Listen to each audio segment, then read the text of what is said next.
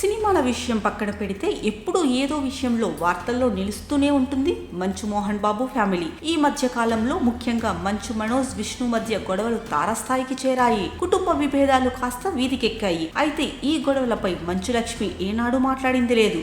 అలా అని ఎవరికీ సపోర్ట్ చేసింది కూడా లేదు. కానీ మంచు మనోజ్ ఇటీవల ఒక కార్యక్రమంలో మంచు లక్ష్మిని కలిశాడు. సడన్ గా మనోజ్ ని అక్కడ చూసిన మంచు లక్ష్మి భావోద్వేగంతో కన్నీళ్లు పెట్టుకుంది.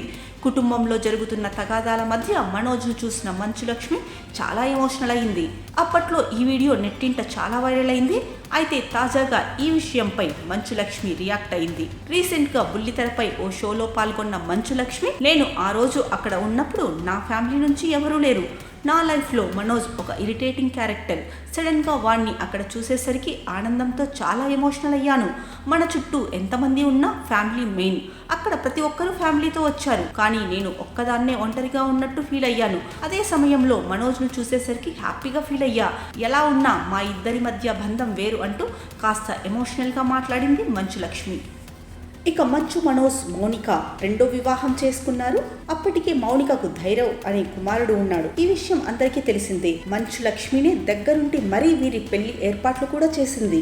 అంతేకాదు మంచు భార్య మౌనిక డెలివరీ టైంలో కూడా మంచు లక్ష్మి అన్ని దగ్గరుండి తానే చూసుకుంది.